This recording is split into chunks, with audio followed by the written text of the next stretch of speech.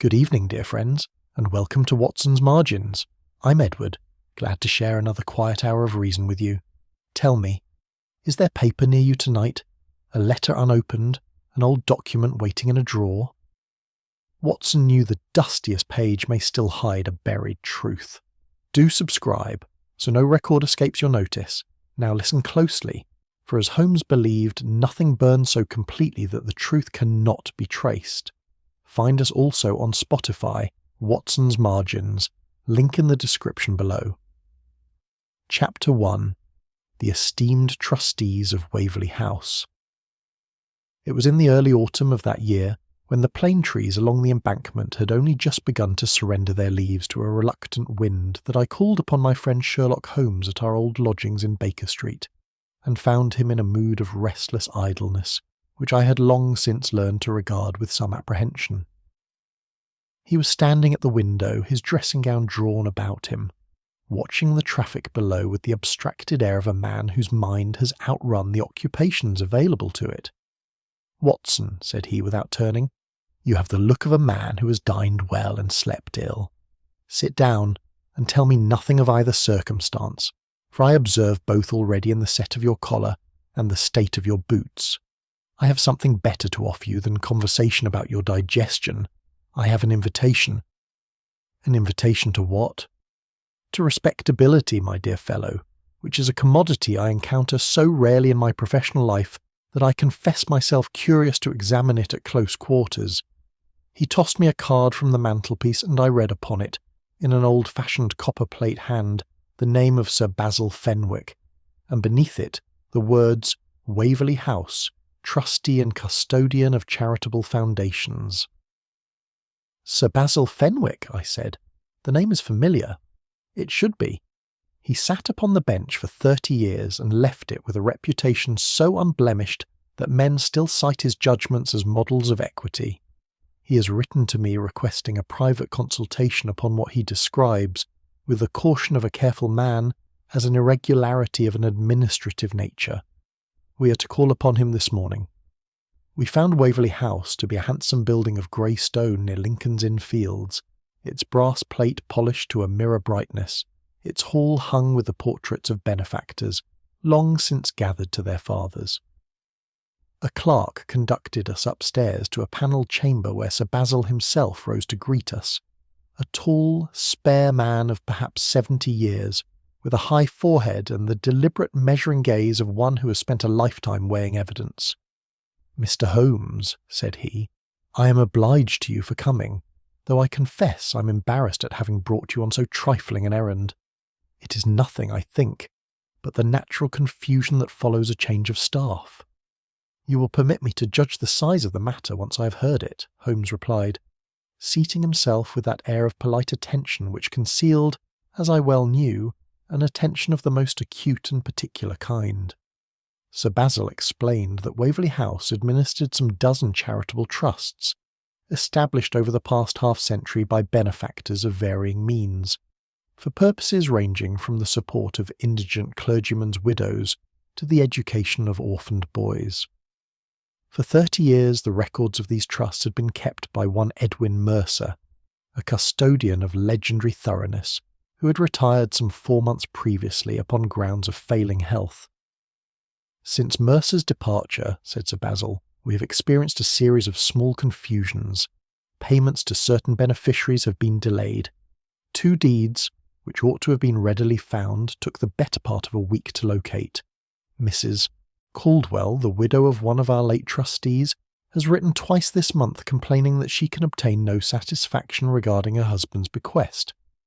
I have attributed it all to the natural disorder that follows any change of hands, but I will own that the frequency of these errors has begun to trouble me. You have engaged a new custodian? An archivist, rather, a Mr. Frederick Latham, who came to us with excellent references some 3 months ago, before Mercer's actual departure, so that there might be a period of instruction between them. He is industrious and, I am told, most conscientious." Holmes inquired closely as to the remaining staff of the institution, and Sir Basil furnished him with a brief account. There was Arthur Pembroke, a young solicitor of good family who had served the trust for some 6 years and bore an excellent character. There was Miss Eleanor Graves, the chief clerk, a woman of perhaps 35 who'd been with the house longer than anyone save Sir Basil himself, and upon whose competence the daily business of the institution very largely depended. And there was the Reverend Julian Ashcroft, a trustee of long standing, whose chief function, as Sir Basil somewhat dryly observed, was to lend the weight of his moral character to decisions that required no particular theological insight. "You suspect none of them, I take it," said Holmes. Sir Basil seemed almost startled by the bluntness of the question.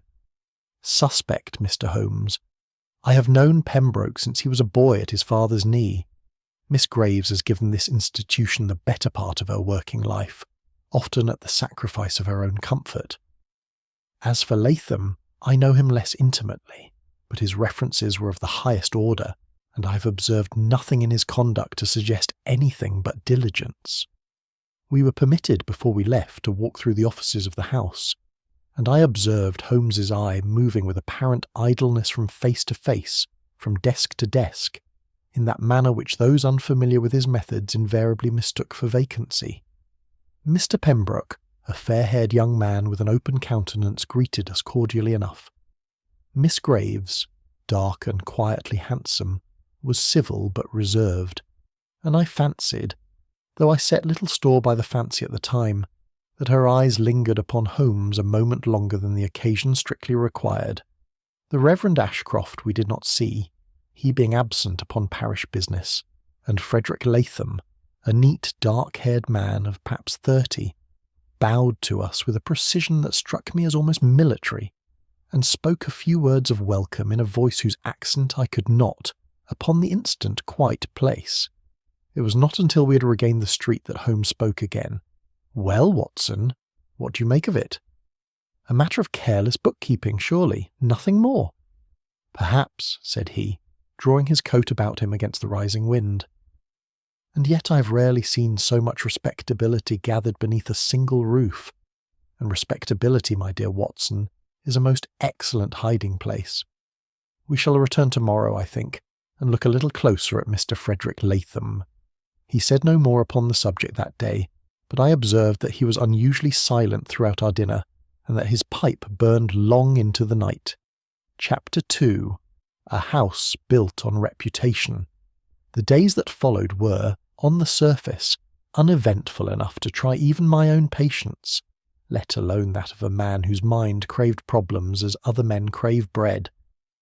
Holmes had secured, through some arrangement with Sir Basil, which he did not trouble to explain to me, a sort of standing licence to come and go about Waverley House, under the unobtrusive guise of a gentleman engaged in researching the history of London's charitable foundations.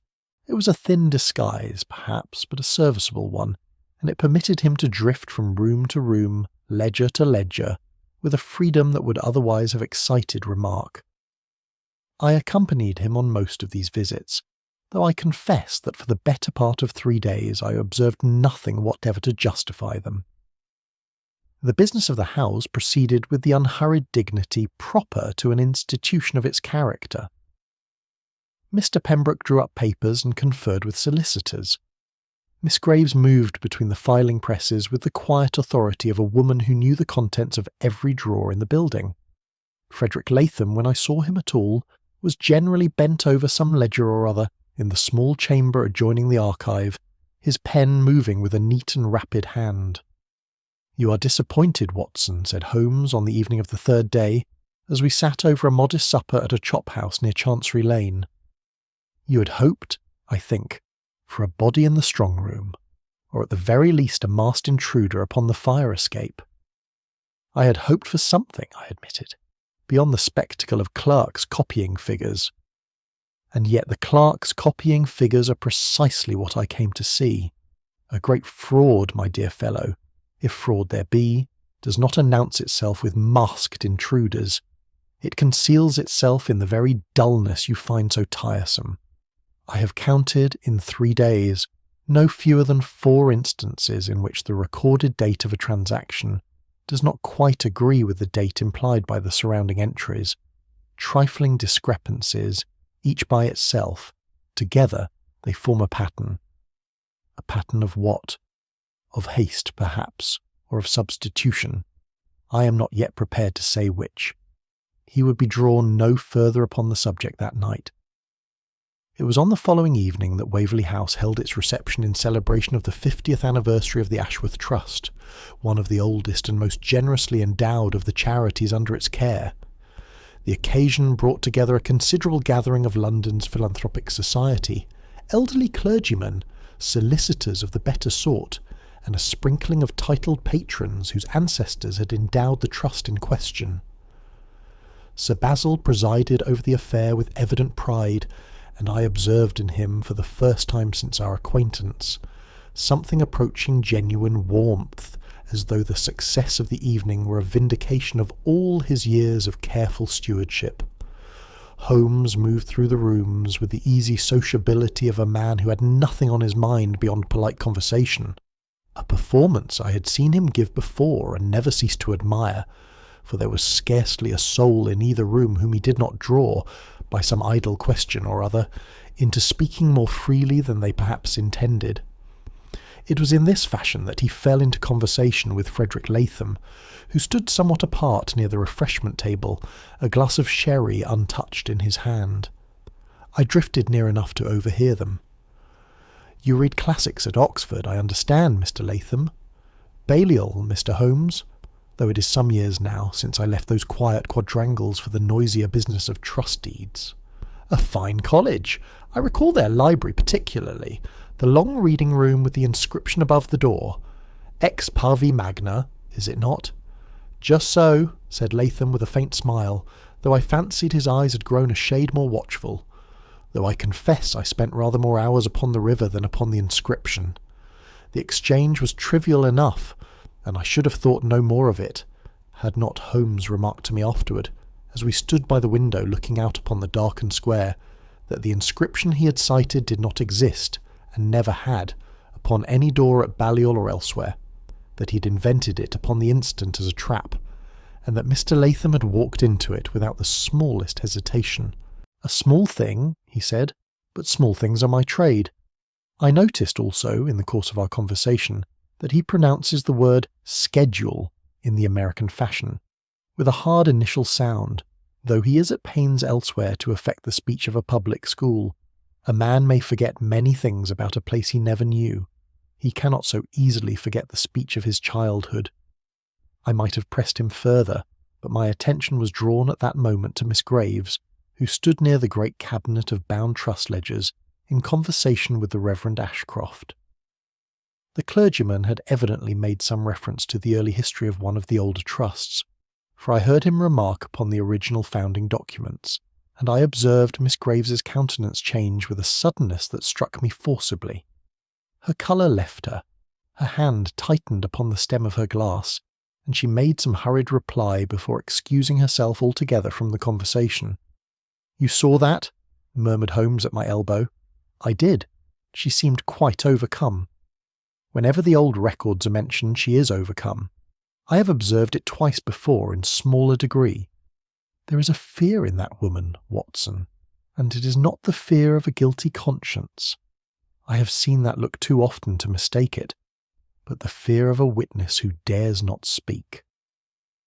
Before the evening closed, we were approached by a stout, anxious lady in mourning, whom Sir Basil presented as Mrs. Caldwell, the widow of whom he had spoken at our first interview.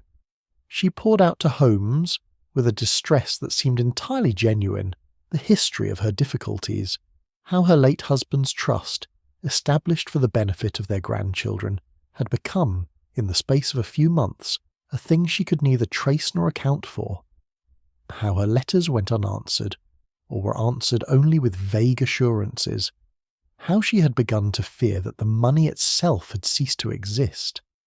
Holmes heard her with grave attention, and promised what comfort he honestly could, but I observed, as we walked home through the gas-lit streets, that his face had lost its earlier lightness. "It is no longer a matter of careless bookkeeping, Watson," said he at last. A house may mislay a paper, it cannot mislay a fortune. Somewhere beneath this admirable facade of reputation, something is being very carefully eaten away. Chapter 3. The Destruction of the Deeds. I was woken, somewhat before 6 on a raw and foggy morning, by a hammering upon the street door of our lodging so urgent that I had pulled on my dressing gown and reached the landing before Mrs. Hudson, in curling papers and considerable indignation, had got the bolt drawn back. It was a constable, breathless from running, with a note from Sir Basil Fenwick clutched in his hand. Holmes, who required less sleep than any man I've known and seemed often to anticipate misfortune before it announced itself, was already at my shoulder, reading the message over my arm. There had been a fire at Waverley House. We were in a cab within 5 minutes, Holmes silent beside me, his sharp profile lit at intervals by the gas lamps we passed, his fingers drumming upon his knee in a rhythm that betrayed to anyone who knew him an impatience he would not otherwise have shown. We found the square before the house already crowded despite the hour, with a knot of onlookers held back by 2 constables, and a fire engine drawn up at the curb, its crew coiling hose with the weary thoroughness of men whose work was done. A thin haze of smoke still hung about the upper windows, and the smell of it, that bitter, wet, charred smell which clings to the back of the throat, reached us before ever we left the cab. Sir Basil met us in the hall, and I was shocked at the alteration in him. The dignity which had so impressed me at our first meeting had given way to something gaunt and stricken. His collar was awry, his hands, when he extended one to Holmes, trembled visibly. "The archive room," he said. "Gone, Mr. Holmes, or as good as gone. Mercer's old records, the original deeds of 6 trusts destroyed past recovery, I am told, though they are still sifting the ashes to be certain. I don't know how I am to face the beneficiaries. I don't know how I am to face myself." We found Inspector Lestrade already established in the small office adjoining the ruined archive, a notebook open before him and an expression of brisk satisfaction upon his ferret-like countenance which told me, long before he spoke, that he believed the matter already as good as concluded. "Ah, Mr. Holmes, I rather thought we might see you, given your recent interest in this establishment. You will be glad to know we shan't trouble you long. It's a plain enough business." He held out, with some pride of possession, a small bundle of letters, the paper coarse, the ink blotted in places. These came to Sir Basil over the past 2 months. Threats, Mr. Holmes, plain as day, against the house and all its records, signed only with the initial H. We have reason to believe they came from a Mr. Josiah Hartwell, who lost a suit against the Pelham Trust some 6 months back, and has been heard since in more than one public house declaring that he'd see the place burned to the ground sooner than let it cheat another widow as it had cheated him. Holmes took the letters and studied them with an attention so close and so silent that even Lestrade, after a moment, ceased his explanation and watched him with a kind of wary respect. A vindictive man, this Hartwell. Vindictive enough, and ruined, which makes a man reckless. "And yet," said Holmes, laying the letters down with great precision upon the desk, "a man so ruined by the law does not generally choose to threaten it in language so careful of its grammar. Observe, Inspector, how the misspellings cluster always upon the simplest words, receive for receive, there for there, while the more difficult constructions of the sentence pass uncorrected and correct. It is not the hand of an uneducated man writing carelessly. It is the hand of an educated man writing carelessly on purpose, and forgetting, here and there, to maintain the deception." Lestrade's confidence wavered visibly, though he rallied. "Educated or not, the threats are plain enough, and threats followed by fire are not difficult to connect, Mr. Holmes, whatever you may make of the spelling. I make a good deal of it. But come, let us see the room itself before the fireman's boots have obliterated what little remains to be read." The archive chamber, when we entered it, presented a scene of dismal ruin. Blackened shelving, the floor ankle-deep in sodden ash, and the curling fragments of paper, the air still thick enough to catch at the throat. Yet Holmes moved through it with no sign of distaste, kneeling here, examining there, his lean fingers sifting through the wreckage with a delicacy that seemed almost incongruous in so devastated a place. "You will observe, Watson," said he after some minutes, "that the fire has not behaved as fire generally behaves. Here, along the eastern wall, the destruction is total. The shelving consumed entirely, the very plaster blistered with the heat. Yet here," he indicated a low cabinet standing scarcely 4 feet distant, "the varnish is barely scorched, and the papers within, as I find upon opening it, are entirely undamaged. A fire that consumes everything in its path does not pause so conveniently at the edge of a single cabinet.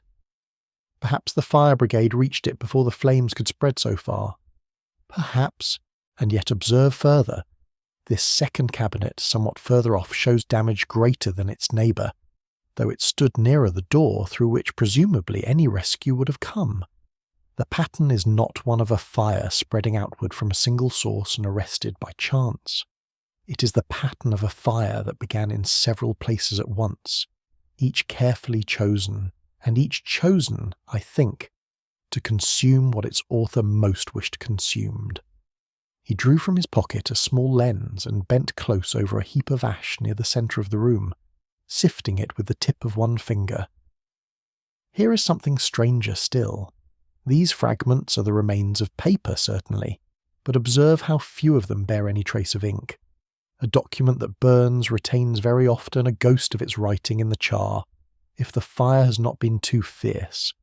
I find such ghosts here and here, but this whole quarter of the floor, where by Sir Basil's account the oldest and most valuable deeds were kept, yields me almost nothing of the kind. Either those papers burned with a completeness I have rarely observed in 20 years of such investigations, Watson, or they were not here to burn at all." He rose, brushing the ash from his knees, his face graver than I had seen it since the inquiry began. "Someone has taken pains, Inspector, that this fire should appear larger and more destructive than it truly was. I begin to suspect that what was lost here last night was lost a good deal earlier, and that the flames have served chiefly to provide an explanation for an absence already accomplished." Chapter 4. The Curious Handwriting. 3 days passed before Holmes spoke again at any length upon the subject of the fire, and I confess that during those 3 days I despaired of his ever doing so, for he fell into one of those moods of brooding silence in which he would sit for hours together in his armchair, his knees drawn up, his pipe gone cold between his fingers, answering my questions, when he answered them at all, in monosyllables that discouraged further inquiry. It was not idleness. I had seen the mood too often to mistake it for that. It was the particular stillness of a mind turning some difficult matter over and over, testing it from every angle, as a jeweller turns a stone to the light in search of the flaw that will tell him whether it is genuine. On the 4th morning he was himself again, brisk and sharp-eyed, and I found him at the breakfast table with the threatening letters spread before him in a neat row, alongside several sheets of his own notepaper covered in a small cramped hand. "Sit down, Watson, and look at these with me, for I have been a fool these 3 days, and it has taken me that long to discover the precise shape of my own foolishness." "You, Holmes? A fool?" I allowed myself to be satisfied with a general impression where the facts demanded a particular one. I told Lestrade these letters were written by an educated man feigning ignorance, and I was right so far as it went. But I had not asked myself a more useful question. Not what manner of man wrote them, but what manner of mind composed them. Look here. He pushed one of the letters across to me. "Read me the 3rd sentence." I read it aloud. "You have had fair warning and more than fair, and if the records are not given up there will be them as suffers for it. Now observe the construction. There will be them as suffers for it. A turn of phrase borrowed, and rather clumsily, from the speech of the street, and yet in the same sentence. Fair warning, and more than fair. A legal phrase, Watson, the very cadence of a deed or a covenant, the kind of doubling one finds in conveyancing, where a thing must be stated and then stated again for the avoidance of doubt. The writer has dressed a lawyer's sentence in a labourer's coat, and the coat does not fit. I should have seen at once what manner of education had shaped that phrase. I saw it only this morning, going through old volumes of conveyancing precedent at my brother's club, where I had gone in search of quite another matter. You believe the letters were written by someone trained in the law? I believe they were written by someone who has spent long years copying legal documents. Not arguing them, mind you, not pleading them, but copying them, word for word, until their rhythms have entered the blood. A solicitor writes in one fashion. A clerk who has transcribed 10,000 deeds writes in quite another. I thought at once of Frederick Latham, bent over his ledgers with that neat, rapid pen, and I said as much.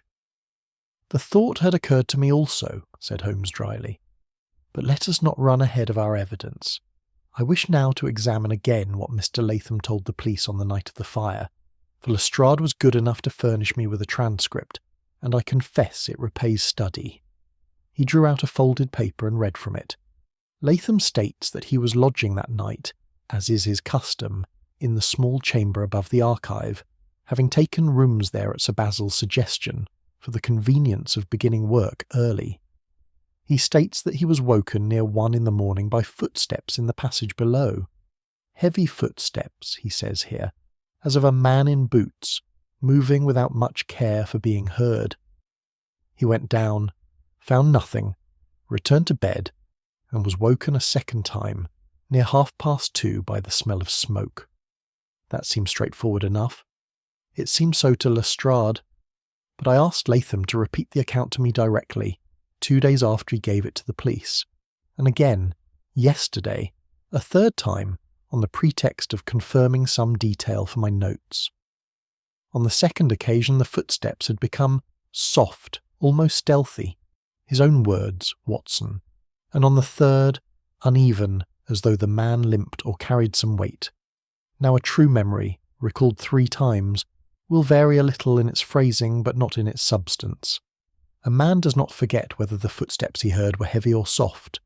A rehearsed account, on the other hand, recited from a script imperfectly held in mind, will vary precisely in this fashion, not in its general shape, which the speaker has fixed firmly enough, but in its particulars, which he is obliged to invent afresh each time, having never in truth observed them at all.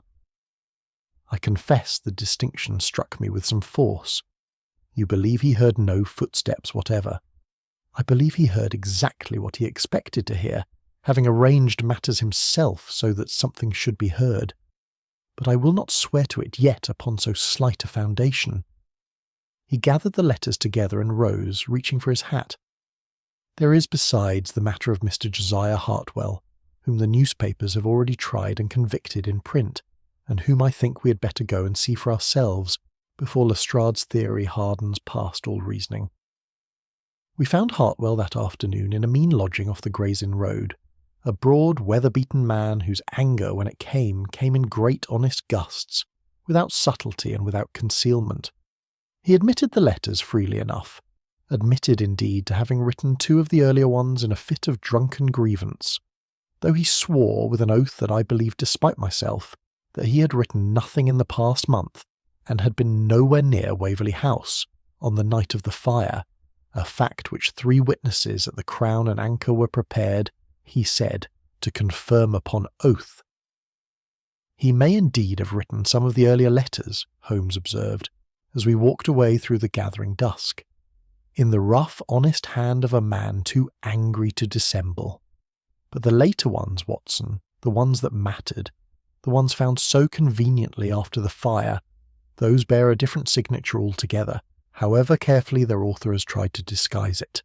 The hand that wrote those last letters belongs not to an angry man seeking justice, but to an educated man seeking concealment, and I begin to have a very fair notion of where that hand may presently be found, bent over a ledger in a small room above a ruined archive. Chapter 5. Tears that arrive too late. There is a science to grief, Watson, though no university has yet thought to endow a chair in it. Holmes remarked to me, some 2 mornings later, as we sat over the remains of breakfast and a fresh sheaf of notes which he had compiled, in his small cramped hand, upon the conduct of every person connected with Waverley House since the night of the fire. A man may counterfeit a great many things, a voice, a history, a signature upon a deed, but the timing of an honest emotion is a more difficult thing to forge than most criminals suppose, for grief and fear do not consult the clock. They arrive when they arrive, indifferent to whether anyone is present to observe them. And you have been observing them. I have done little else these 2 days. Consider Hartwell first, since he furnishes us a useful measure. When I told him plainly that I believed him guiltless of the recent letters, his relief was immediate, untidy, and entirely without calculation. He wept, Watson, like a child, there in that wretched little room, and was ashamed of it a moment later, and tried to cover the shame with bluster. That is the shape an honest feeling takes. It arrives before the man has decided whether he wishes it to be seen. And the others? The others I have watched with rather more attention than they suspect. Sir Basil's distress I take to be entirely genuine. I have seen him twice now when he believed himself unobserved, once through the half-open door of his private office, where I had gone ostensibly to return a book, and once in the carriage, when he thought my attention engaged elsewhere. And on both occasions his grief wore the same face it had worn before witnesses. That is the surest test there is. A performance requires an audience. Sir Basil's sorrow does not trouble to seek one out. And Miss Graves? Holmes set down his cup. Miss Graves frightens me a good deal more than Sir Basil's sorrow does, though for a different reason. Her fear, too, I believe genuine, but it is a fear that does not diminish with reassurance, as an innocent fear generally will. I've spoken to her twice now in a manner intended to put her at her ease, and on both occasions she grew, if anything, more guarded as the conversation proceeded, as though every kindness I offered her only deepened her conviction that she dared not accept it. That is not the fear of a woman with nothing to confess. It is the fear of a woman who has decided, for reasons of her own, that confession is more dangerous than silence. It was Frederick Latham, however, upon whom Holmes dwelt longest, and with an asperity I had seldom heard him direct at a man not yet proven guilty of anything. I have watched Latham express concern for this institution no fewer than 6 times in the past week, Watson, and on every occasion but one he has done so in the presence of Sir Basil, or Lestrade, or myself. He grieves, as it were, by appointment, and what is more curious still, he grieves in the same words. I heard him tell Sir Basil on Tuesday that he could not rest easy until the matter was put right, for the sake of all those who had trusted in this house. I heard him say very nearly the same sentence to Lestrade on Wednesday, with scarcely a word altered, and the same again to me yesterday, with such exactness of phrasing that I begin to suspect he has composed it beforehand, as a barrister composes his opening remarks and produces it now upon whatever occasion seems to call for it. A man might simply have a habit of repeating himself. He might, but a man whose feeling is genuine rarely finds the same words adequate to it twice, Watson, any more than you, in describing some scene of suffering from your years in Afghanistan, would render it on 2 occasions in identical phrases. Grief that is lived finds new words each time it is spoken, because it is being felt afresh. Grief that is performed finds the same words each time, because it was composed only once and has not been felt at all. It was this observation, more than any other, which determined Holmes to look more closely into the documented history of Frederick Latham, and he spent the better part of 2 days, aided, I gathered, by certain discreet correspondence he maintained in various corners of the legal and academic world, in tracing the references upon which Latham's appointment had originally rested. He came to me on the evening of the 2nd day with an expression I had learned to associate with the early stages of real discovery, a kind of grave excitement, carefully suppressed, that showed itself chiefly in the brightness of his eye. The references are genuine articles, Watson, so far as the paper and the signatures go. a Professor Renfield of Balliol, attesting to Latham's scholarship, a Mr. Cuthbert Allardyce, formerly of a firm of solicitors in Bristol, attesting to 3 years' faithful service in his employ. Both letters are written upon authentic notepaper, in hands that, I am assured by those who know them, closely resemble the true signatures of the men in question. Then the references are sound. The references are sound. It is the men themselves who have grown curiously difficult to locate. Professor Renfield, I am informed by the college bursar, retired from Balliol some 11 years ago and removed to the south of France, where he died, I am sorry to say, some 3 years past. A fact which Sir Basil's predecessor in this inquiry evidently never troubled to verify, since the letter purporting to come from his hand is dated a bare 14 months ago.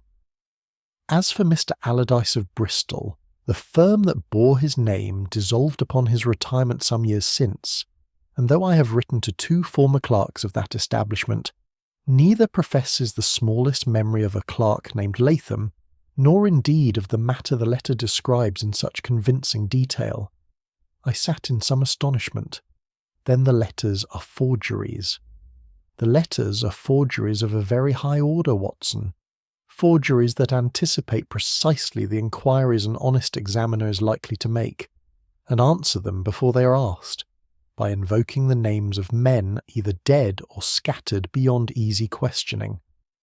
It is the work, not of a common cheat, but of a mind that has studied very carefully how such verifications are generally conducted, and has built its deception accordingly.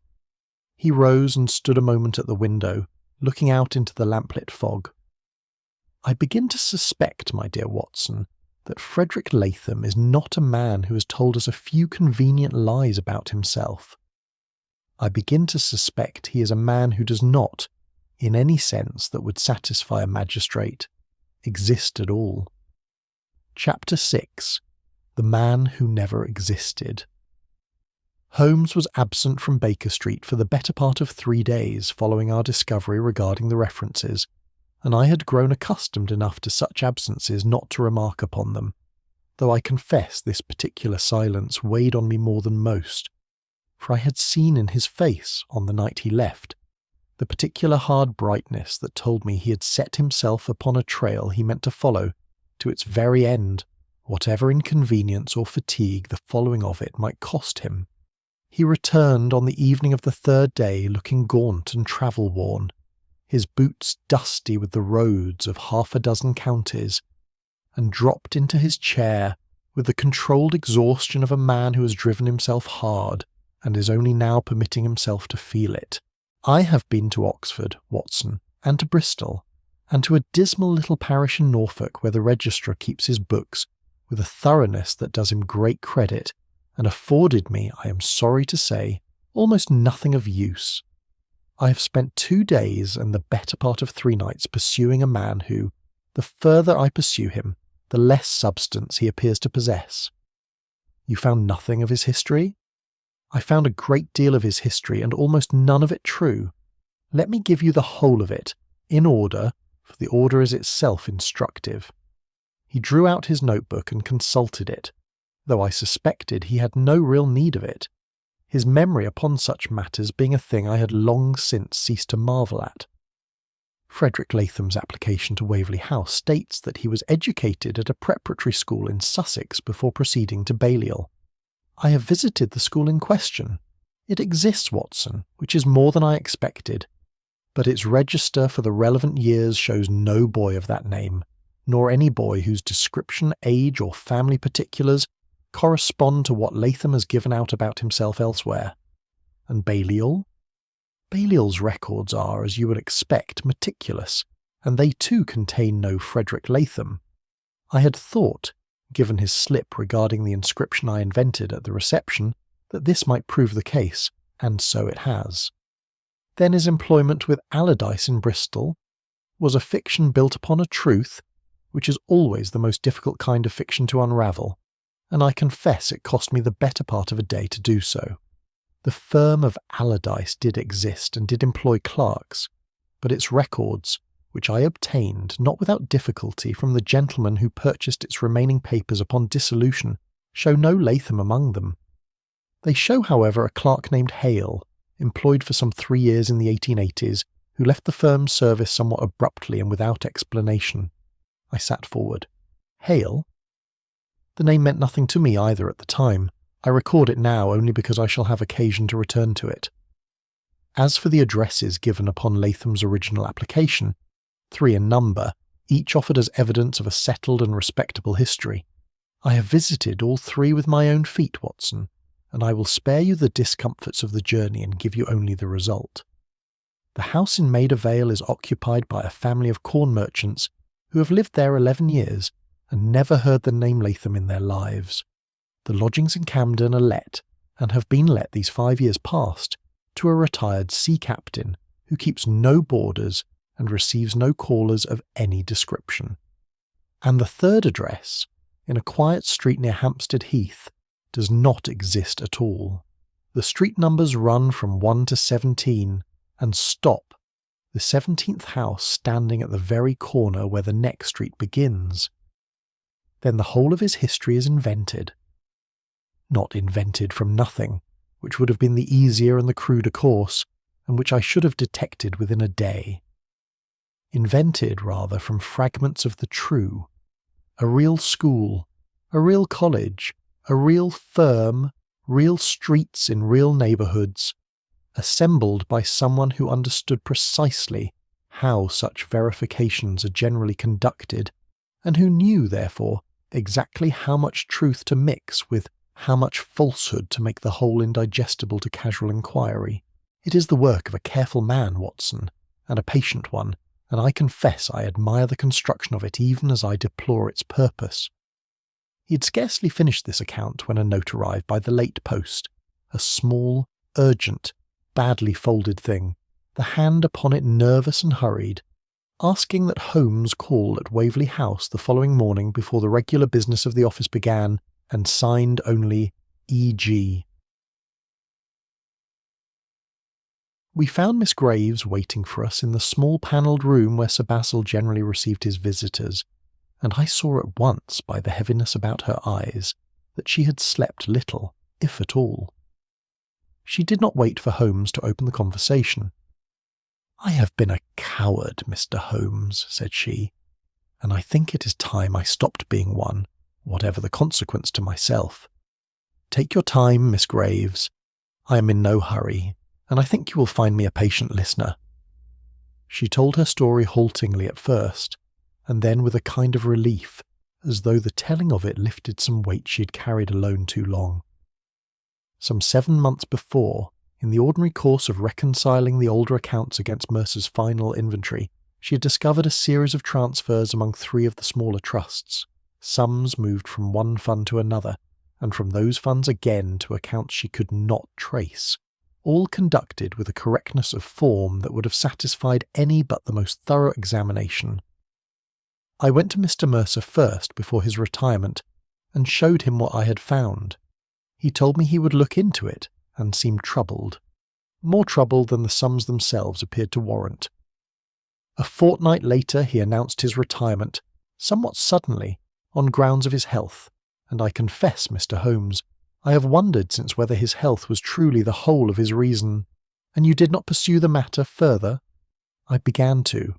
I asked to see the original deeds of the trust in question, to satisfy myself whether the transfers had been properly authorised under their founding terms.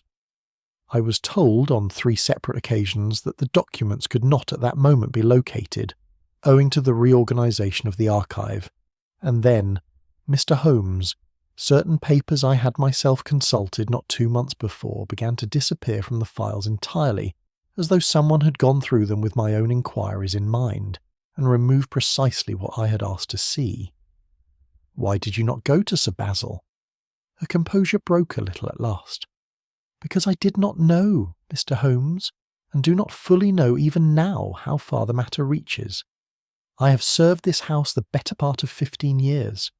I did not know whom I dared accuse, nor what ruin I might bring upon an institution that has done so much honest good, if I spoke and proved mistaken. and then the fire came and took the question out of my hands, for there was nothing left to show anyone, true or false. Holmes was very grave as we left her. The fire, Watson, was not the beginning of this matter, as Lestrade supposes, nor even its middle. It was its conclusion, the final and most thorough erasure of a fraud that has been quietly conducted under this roof for the better part of a year, and very possibly longer.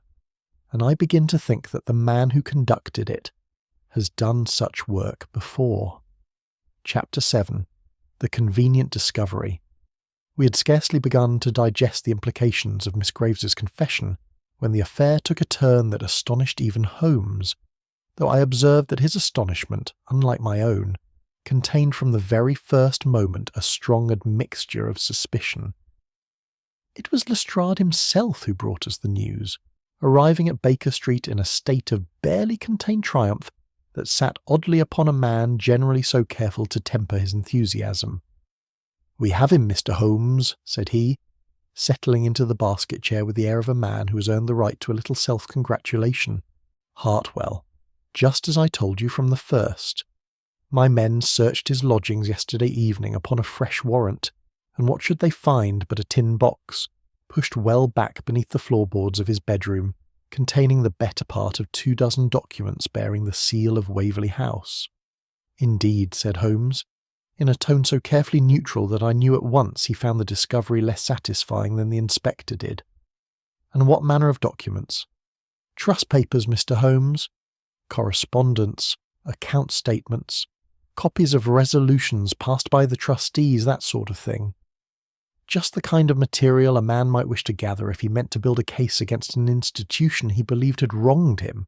Or," Lestrade's eyes narrowed with satisfaction, "if he meant to remove the evidence of his own grievance before destroying the rest, so that no one could afterwards say he'd suffered any genuine loss in the fire at all. And Hartwell's account of how these papers came to be beneath his floor? Denies it utterly, of course. Swears he never saw the box in his life. Swears someone must have placed it there, though he cannot say who, nor when, nor why anyone should trouble to do so. It is the same tale every guilty man tells, Mr. Holmes, dressed up fresh each time as though it had never been told before." I confess that even I, who had grown accustomed to doubting the obvious in Holmes's company, felt the pull of Lestrade's reasoning, for it answered so many questions at once, the letters, the fire, the lingering threats, that I could understand the eagerness with which the newspapers, when the story broke that afternoon, seized upon it as the solution to the whole melancholy business. I purchased an evening paper on my way home from a consultation, and found the matter already given up as settled, under a headline that declared, with more confidence than the facts as yet warranted, that the Waverley House mystery had been resolved through the diligence of Scotland Yard. Holmes read the same article with an expression of mounting impatience that he made no effort to conceal. "They have convicted the man in print before ever he has stood in the dock, Watson, which is a discourtesy our newspapers extend with depressing regularity to anyone unfortunate enough to be found in possession of evidence he cannot satisfactorily explain. But come, I should like to examine this tin box for myself before Lestrade's satisfaction hardens into certainty." We found the inspector willing enough to indulge us, partly, I think, from genuine good humour at having apparently closed so troublesome a case, and partly from a confidence so complete that he saw no danger in submitting his evidence to Holmes's scrutiny. The documents were laid out for us upon a long table at Scotland Yard, and Holmes went through them with the same unhurried thoroughness I had observed in him at the ruined archive, lifting each paper to the light, examining its folds, its ink, the wear upon its edges before setting it carefully aside. "You will permit me an hour with these, Inspector?" "Take what time you like, Mr. Holmes, though I confess I do not see what an hour can show you that is not already plain upon the surface." It was rather more than an hour before Holmes straightened from the table, and when he did, his face wore the look I had come to recognise as his most dangerous. Quiet, controlled, and entirely without the satisfaction Lestrade's countenance still displayed. "Tell me, Inspector, among these papers, do you find a single original deed of trust? a single founding document bearing the seal and signature of the original benefactor. Lestrade frowned and consulted his own list. "There are deeds enough here, Mr. Holmes. 24 documents, as I told you." "There are 24 documents, certainly, and I have examined every one. They are correspondence. They are account statements. They are minutes of meetings and copies of resolutions. The sort of paper, in short, that any clerk with access to the files might gather in an afternoon's idle pilfering, valuable enough to look damning in a newspaper headline, and worthless enough that their loss costs the institution nothing whatever. But of the original deeds, the founding instruments that establish beyond any later dispute the terms upon which each trust was created, the very documents Mrs. Caldwell and a dozen beneficiaries like her most urgently require, there is not one, not a single sheet. A man hiding evidence does not always take everything, Mr. Holmes. No, but a man seeking to construct a convincing cache of stolen papers, intended to be discovered and to satisfy an investigation, would naturally gather what was easiest to obtain and most impressive to behold, while leaving untouched the documents whose absence he most urgently wished to conceal, knowing that the discovery of the lesser papers would persuade the world the greater ones had perished honestly in the fire, and inquiry into them would cease. Holmes laid the last document down with a precision that somehow conveyed more contempt than any gesture of impatience could have done. "I put it to you, Inspector, that this box was never hidden at all, in the sense of having been concealed by a guilty man from discovery. It was placed, very deliberately, where it was certain to be found, by someone who understood exactly what conclusion its discovery would produce, and who required, above all else, that this investigation should stop precisely where it has now stopped, one step short of the truth." Lestrade's confidence, which had withstood Holmes's earlier objections with reasonably good grace, faltered visibly at this. "You are suggesting the box was planted." "I am suggesting a great deal more than that, Inspector, though I am not yet prepared to lay the whole of it before you. I am suggesting that someone within Waverley House, someone with free access to its remaining papers, and a very exact understanding of which documents would satisfy a careless eye and which would not, has staged this discovery as carefully as he staged the fire that preceded it. And I am suggesting further that we should look very closely indeed at who among that household possessed both the knowledge to construct such a deception and the opportunity to conceal a tin box beneath a poor man's floorboards, without his ever once suspecting the visit. Chapter 8. Beneath the Performance. For the better part of a week following our visit to Scotland Yard, Holmes pursued a line of inquiry which he would describe to me only in the most general terms, and which kept him absent from Baker Street at hours so irregular that I sometimes did not see him for a day and a night together. I knew only that his researches had carried him into the dustier corners of the Inns of Court, among old legal registers and the bound volumes of defunct law journals, and that whatever he sought there, he sought it with the particular patient hunger he reserved for a trail he believed, at last, would not go cold. You recall, Watson, the clerk named Hale, who left the firm of Allardyce so abruptly in the 1880s, and whom I mentioned to you almost in passing, as a name that meant nothing to either of us at the time? I recall it. It has come in the last few days to mean a very great deal. I have spent the better part of a week tracing that name backward through every legal register and law list I can lay hand upon, on the supposition, which I confess began as little more than an instinct, that a man who vanishes abruptly from one position rarely does so without having vanished abruptly from some earlier one as well. Men of settled and honest habit do not acquire the talent for disappearing. It is a skill, like any other, that must be practised before it can be perfected. He laid before me upon the table a slim bundle of papers yellowed with age, cuttings for the most part, from journals long out of print, together with a transcript in his own hand of certain proceedings he had unearthed at considerable trouble. Nearly 20 years ago, Watson, there occurred a scandal of some modest notoriety in the city concerning the Northbrook Charitable Fund, a smaller institution than Waverley House, but built upon a similar principle, the administration of trusts established by private benefaction.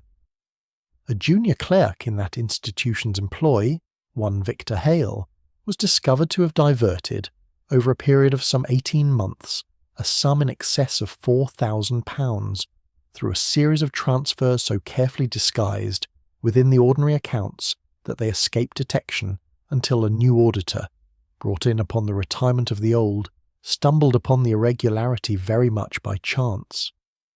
What became of him? He vanished, Watson, 2 days before the warrant for his arrest was issued, vanished so completely that the matter was never brought to trial, and the newspapers of the day, having no conviction to report, allowed the story to die a natural death within the fortnight. I have found, in the proceedings of the institution's own internal inquiry, a description of the man, dark-haired, of middling height, possessed of a quick and pleasant manner that had won him, by all accounts, the confidence of everyone with whom he dealt, and a particular and unusual talent. The inquiry remarks upon it twice, for the copying and reproduction of legal hands, a skill he had cultivated, it was said, as a kind of private amusement, and had once used, quite harmlessly, to forge a humorous note in a colleague's hand as an office jest. I felt the chill of recognition before Holmes had finished speaking, the handwriting in the threatening letters. Precisely, Watson. A talent for mimicking a hand does not appear from nothing in a man of 40. It is cultivated young, and it leaves traces once one knows to look for them throughout a career. I obtained, with some difficulty, a photograph of Victor Hale taken at the time of the inquiry. A poor and faded thing, but sufficient, I think, for our purpose. He drew it from among his papers and laid it beside a small sketch he had himself made, some days before, of Frederick Latham's features, taken from memory, with that peculiar exactness of observation which served him, in such matters, nearly as well as a camera.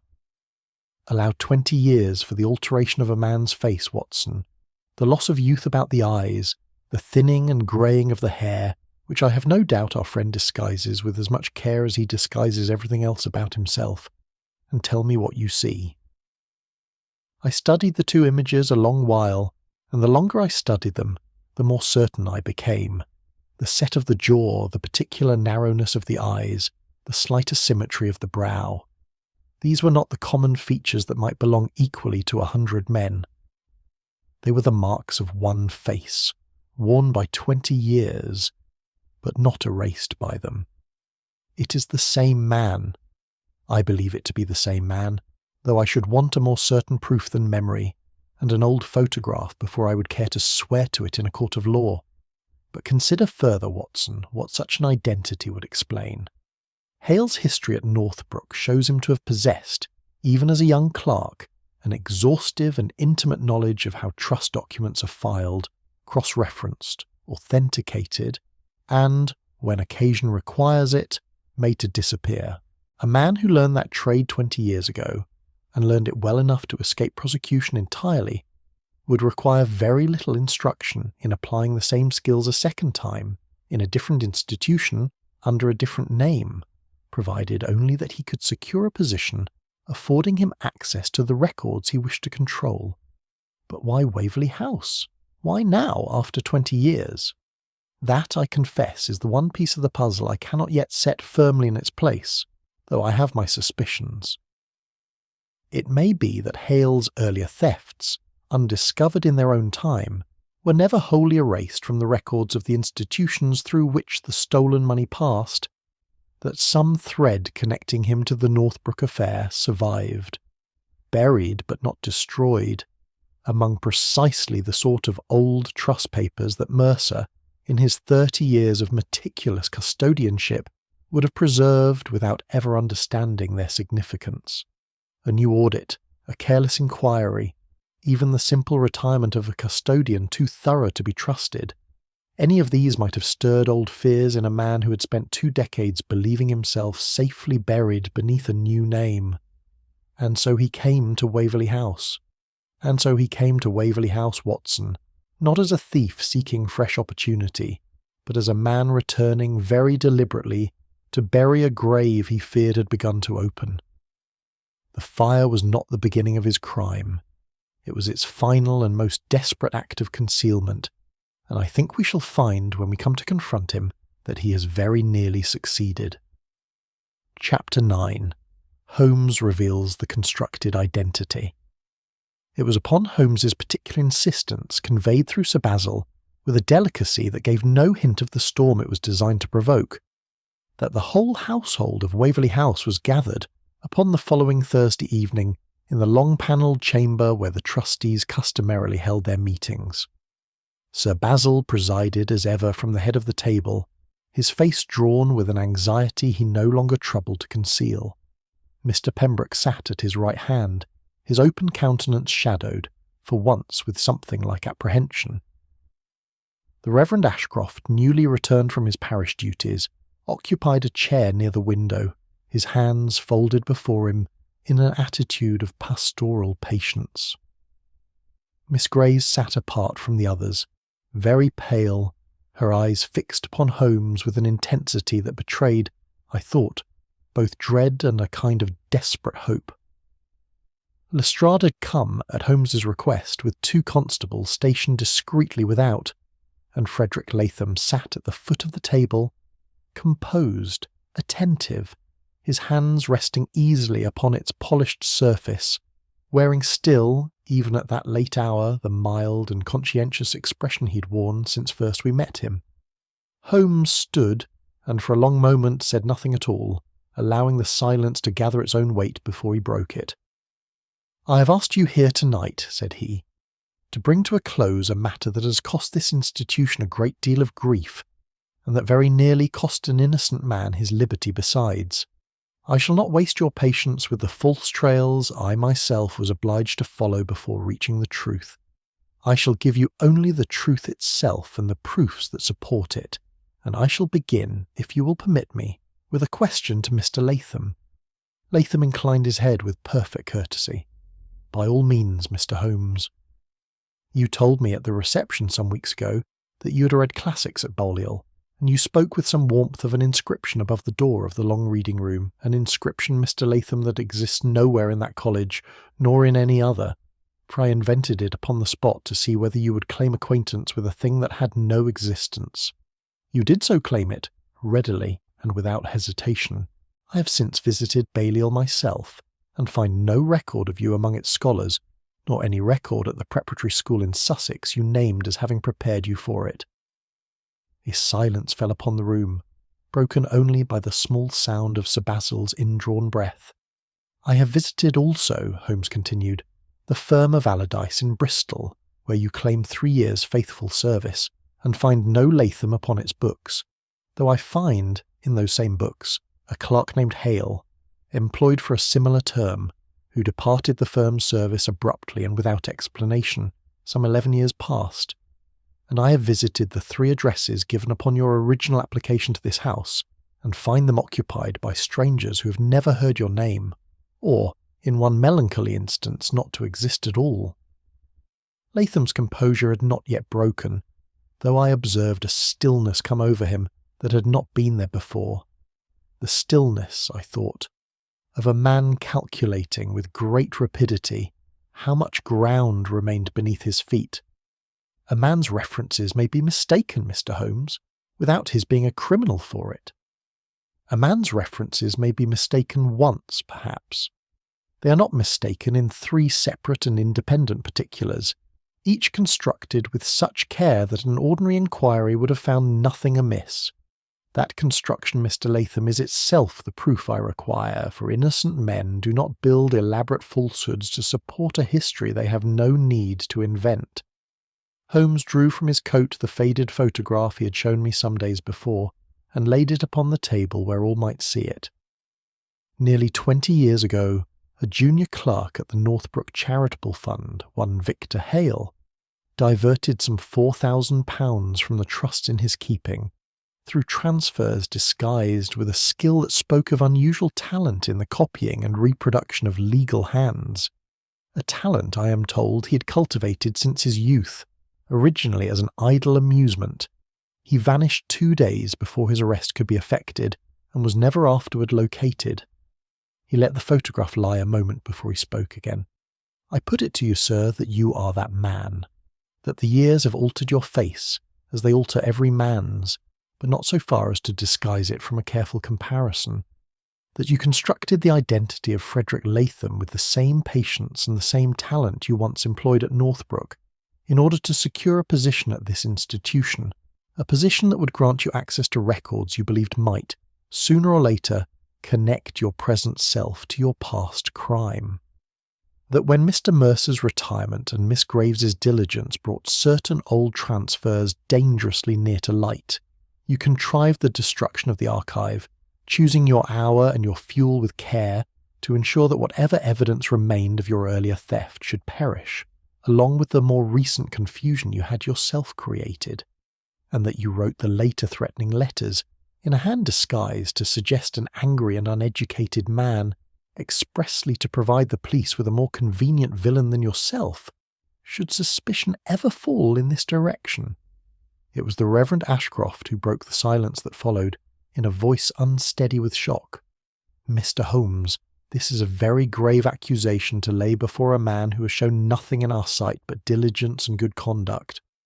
"It is a grave accusation," Holmes agreed, "and I should not have made it without proof sufficient to satisfy a jury, which I believe I now possess. But I will own that the surest proof of all is not in any document I have shown you tonight. It is in the face of the man himself." I looked, as did every other person in that room, toward the foot of the table, and saw that Frederick Latham's careful composure had at last deserted him entirely. The mild, conscientious expression he had worn through every interview, every reception, every anxious consultation with Sir Basil, had fallen away as a mask falls when the string that holds it is at last cut, and beneath it I saw a face grown suddenly older, harder, and infinitely more tired than the one we had known, the face, I did not doubt, of Victor Hale, who had spent 20 years in the building of a refuge, and had watched it, in the space of a single evening, come down about his ears.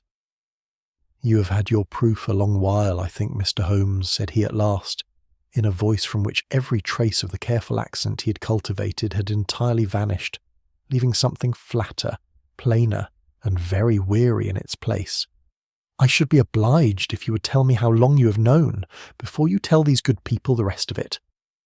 "I have suspected since the reception, Mr. Hale, and known with certainty these 4 days past. As for the rest," Holmes's voice, though still even, had lost nothing of its edge, "I think it would come better from you than from me. You have constructed a great many stories in your time. I should like for once to hear the true one." Chapter 10. The Restoration of Trust. Victor Hale, for I find I can no longer think of him by any other name, stood a long while before he spoke, his eyes moving once around that circle of stricken faces, as though taking some final measure of the world he had so carefully built and so suddenly lost. When at last he began, it was in the flat, weary voice from which all pretence had fallen away, and I confess that for all the harm he had done, I could not entirely close my heart against the tiredness in it. "I was 23 when I took the first of it, Mr. Holmes, and I told myself, as I dare say every thief tells himself, that it was a borrowing only to be made good before any soul was the wiser. It was not. One transfer led to another, as such things will, until I had taken a sum I could never have repaid had I lived to be 100, and I knew the auditors would find it within the month. I ran because I had not the courage to stand and answer for it, and having run once, I found I had a certain gift for the running, a gift for becoming, when the need arose, whatever man the circumstance required." "And you continued in that trade?" "In small ways, here and there, under names I no longer trouble to remember myself. I had thought the Northbrook affair buried these many years, until I learned, through a chance acquaintance who had once clerked there himself, that old Mercer's records at Waverley House went back further than I had supposed, and touched, by some thread I could not be certain was fully severed, upon transactions of my own making. I could not rest until I knew the thread was cut. I built Frederick Latham, Mr. Holmes, for that purpose alone, not for fresh gain. though I confess the habits of the old trade returned to me more easily than I had hoped, but to find my way close enough to the old papers to be certain of their destruction. And finding Miss Graves's inquiries drawing dangerously near the truth. I set the fire myself in 3 places, having first removed by night the papers I most feared, and left the rest to make the destruction appear thorough and complete. I wrote the letters to give the police a readier villain than myself, never thinking that an innocent man's grief might be made the instrument of his own ruin, and I'm sorrier for that, Mr. Holmes, than for almost anything else I've done in this whole wretched business. As for the box beneath Hartwell's floor, I confess it freely. It was a poor man's misfortune to live alone and keep his door but ill secured. He told us in the end where the true deeds was to be found, not destroyed at all, but removed, on the night before the fire, to a small rented warehouse near the river, where they lay still concealed within a false compartment built into the lining of an old packing case, awaiting, I do not doubt, some quieter hour in which he might dispose of them beyond any hope of recovery. Lestrade's men recovered the whole collection within 2 days, dry, undamaged, and entire, and I have seldom seen a man so thoroughly humbled as the inspector was, nor so honestly glad to be humbled, when the cases were carried up from the cellar and opened before Sir Basil's own eyes. The weeks that followed brought, as such resolutions generally do, a great deal of quiet and unspectacular justice that the newspapers, having tired of the story, scarcely troubled to report. The original deeds were restored to their proper places, and the beneficiaries whose fortunes had hung so long in doubt found their claims established beyond further question. Mrs. Caldwell's grandchildren, I was glad to learn, came into their inheritance entire. Miss Graves, whose quiet diligence had first uncovered the irregularities, and whose courage at the last had done more than she knew to bring them fully into the light, was publicly thanked by the trustees in terms that went some way, I hope, toward easing the long months of solitary fear she had endured. As for Mr. Hartwell, Sir Basil called upon him in person, a visit which Holmes told me cost the old man more in pride than almost any other act of that whole unhappy affair, and made what amends could be made for the suspicion so unjustly heaped upon a man whose only true crime had been an honest and badly governed anger. Sir Basil himself I saw but once more some month after Hale's arrest, when he came to Baker Street to thank Holmes in person, and to settle, with a meticulous correctness that had marked his whole career, the account of Holmes's services. He was greatly altered, older, I thought, and quieter, the easy dignity of our first meeting tempered now with something more like humility. "I have learned a hard lesson, Mr. Holmes, in my old age," he said, as he rose to take his leave. "I trusted appearances because appearances had never failed me before, and I see now that this is precisely why they failed me at the last. A man who has spent his life among the honest grows careless of the dishonest, for he forgets how very like an honest man a clever rogue can make himself appear." "It is a lesson that has ruined better men than yourself, Sir Basil," Holmes replied, "and I should not think too hardly of an institution deceived by a fraud constructed with such uncommon patience and skill. The fault, if fault there be, lies with the man who built the deception, not with those too decent to suspect it." When Sir Basil had gone, Holmes settled into his chair before the fire with the particular contentment of a problem well and truly closed, and for some time neither of us spoke, the only sound in the room the small, comfortable crackling of the coals. "What strikes me most," I said at last, turning the whole strange business over once more in my mind, "is how completely the villain became another man.